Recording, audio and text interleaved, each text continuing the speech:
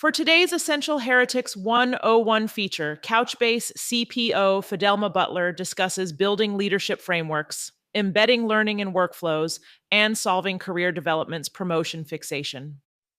What's up, everybody? Welcome back to another episode of HR Heretics. Today we have Fidelma Butler on. Fidelma, you are the Chief People Officer at Couchbase. You had a long stint at Zendesk. Welcome to the show. Great. Thank you so much. I'm delighted to be here with Kelly and Nolan.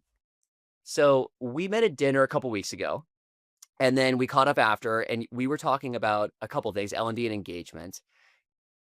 And friend of the pod, David Hanrahan, was on maybe last month and was like, look, I'm just starting a new Chief People Officer gig. I'm actually thinking a lot about L&D. I haven't seen it done super well. If anybody has ideas, let me know. And so that's the genesis for this conversation, which I tend to agree with David. I have not seen L&D done very well anywhere. I think when money was free, it was really easy to just throw dollars at the problem. You know, Google has more classes than God for their employees. How do you think about it, given Couchbase is a much different operation than some of the larger tech companies? Yeah, look, I think I would start with saying that L&D being done well is just so tailored and nuanced to the size and scale of the organization and the challenges that you're trying to solve. I actually know David very well. David actually hired me into Zendesk and then relocated me to the United States a few years ago. So he and I have spent a lot of time in the past talking about this particular topic. I think for me coming into Couchbase, the beauty of it in one way and the challenge was that there really was no learning and development happening. So this was about 2.25 years ago. I had 800 employees and post IPO, so public company with decent headcount and very, very little learning and development happening formally throughout the organization. It was a space that just really hadn't been invested in. And I mean that in terms of dollars or time.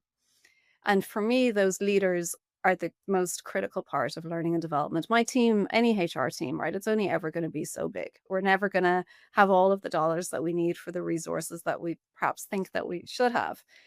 And so for me, the people leaders are the extension of the people team. So I always want to focus there. So step one for us at Couchbase was let's define what does good leadership mean here in this organization and then design some programming on the back of that. And now we're actually talking about what does the next phase look like? Okay, so I like the idea of basically saying, like, what is good leadership and what does top performance look like here? Mhm. How did you figure out the definition of good leadership? Because I think every company at some point runs into this problem, which is like, I want great leaders. And it's like, well, like that means something different to everybody. Like Elon thinks about leaders one way versus, Larry at Google. So how did you guys go about defining in that process? Yeah, so I actually was very, very fortunate to bring a director of learning and development with me from a previous organization. And so very quickly, she and I started having conversations with the CEO as to when we have a solid leader in this organization, somebody who's performing above what we would expect, what is it that they're bringing to the table and what are they doing differently? And we would collate these anecdotes that we were also hearing across the organization of people showing up particularly well in a particular example or stories of maybe people who didn't work out and what did that entail. And very quickly we realized that we could ground it all in some language that she and I had actually been using elsewhere at the highest level and then adjusted for Couchbase below that. And so we went out to our executive team with this particular model that defined leadership in three ways. Number one was how you lead yourself, how you show up, how you practice empathy, how you communicate with integrity. A few other examples that are quite specific to us within that.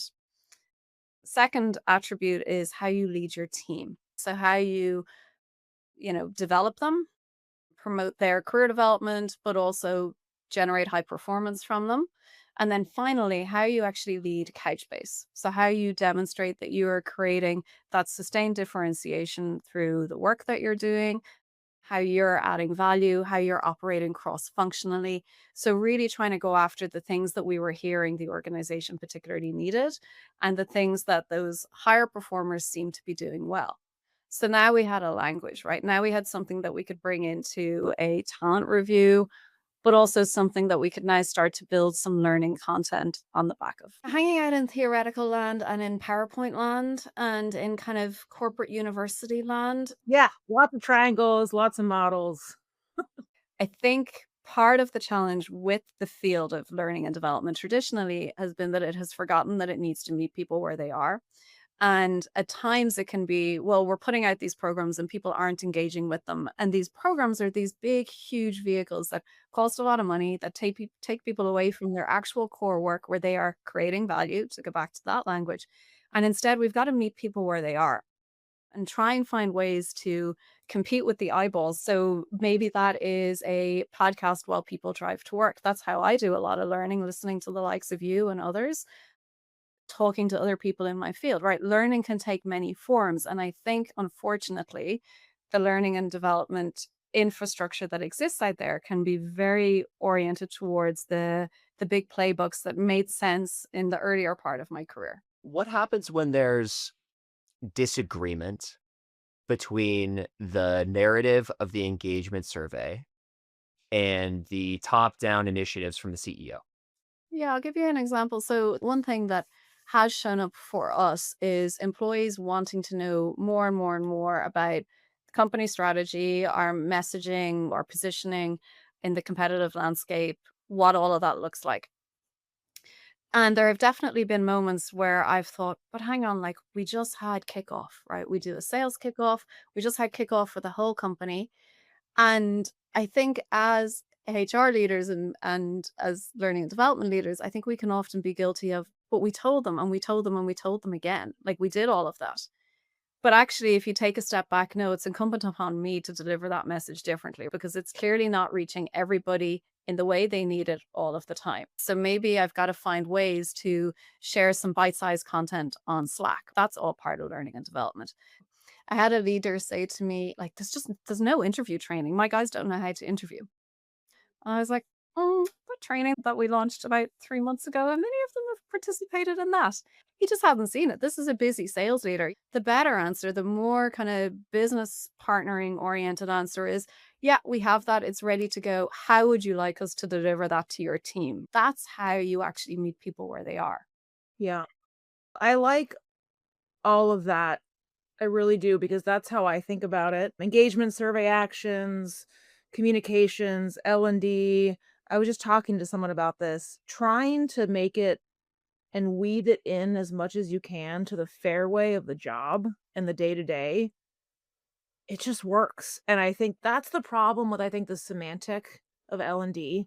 We should probably call it something different, because when you think of L&D, you think about something extra, taking them off the line, taking them out of the job, paying a bunch of money, listening to a facilitator from a fancy consulting group. Like, that's how it's always been. And that's really not what it is. Like, I told someone at Quizlet, I'm like, guess what?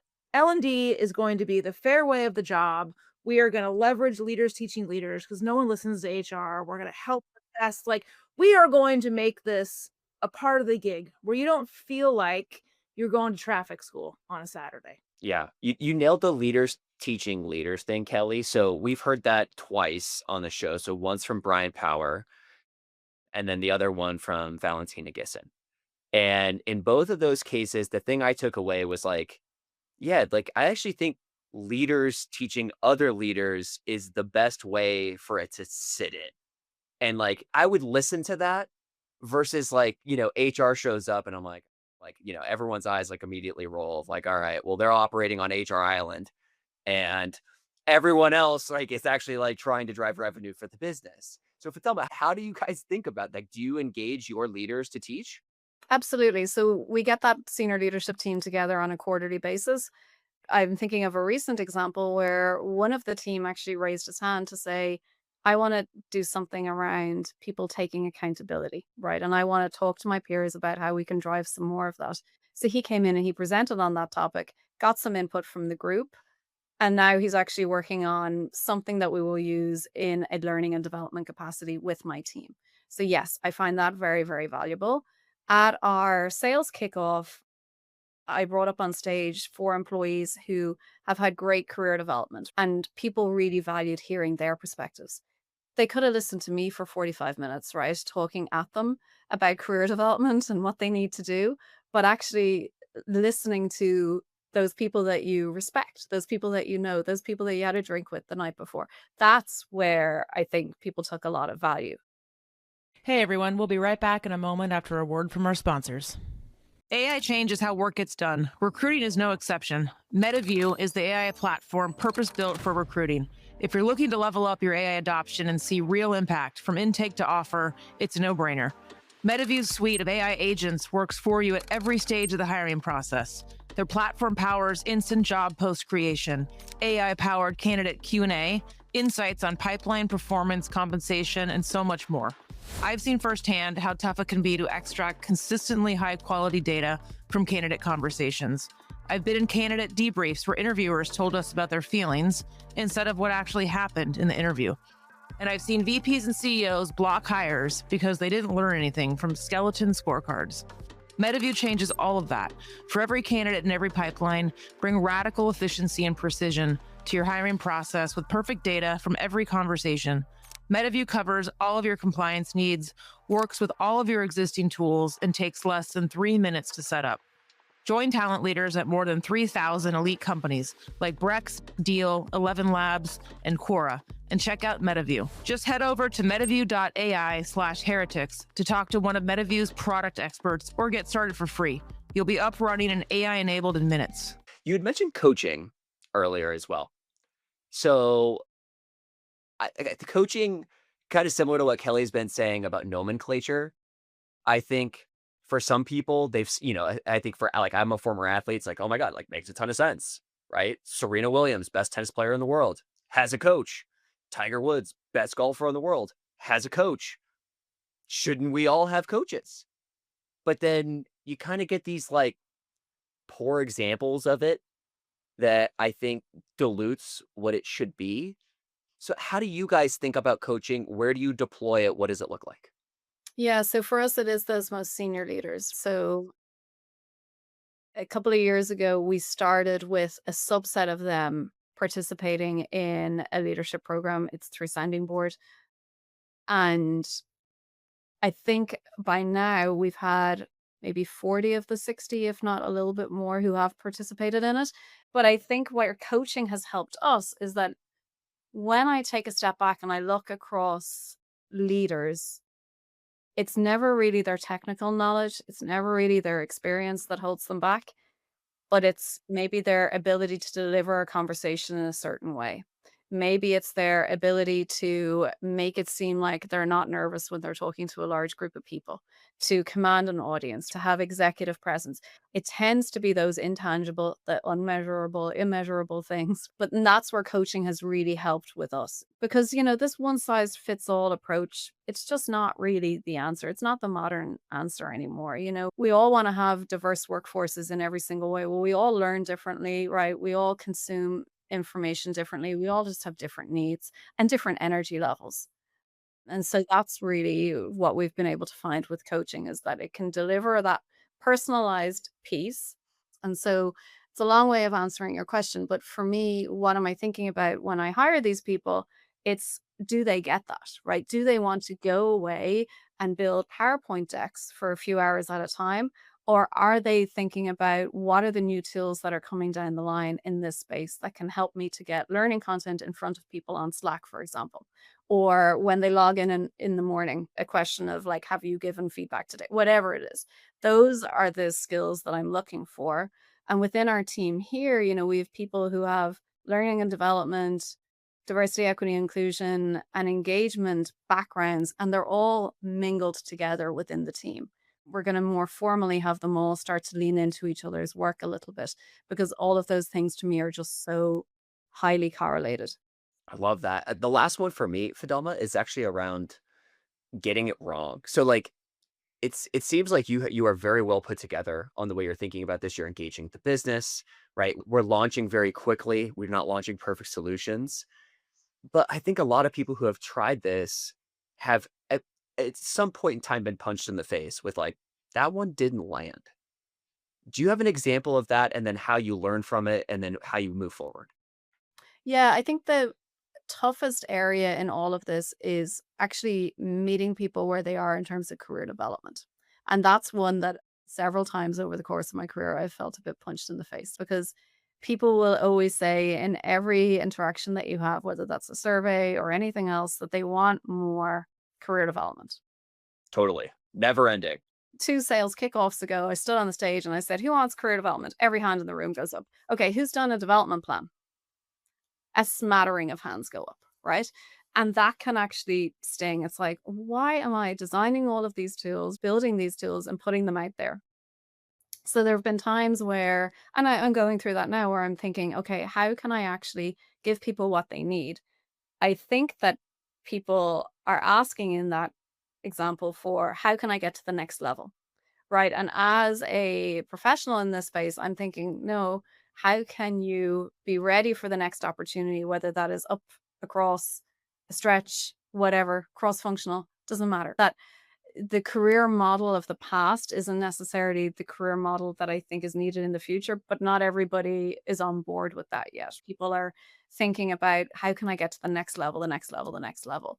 Well, there has to be an opportunity. It has to be at the right time. You have to be ready. That can be hard for people to quantify, to take, right? People want actual timelines.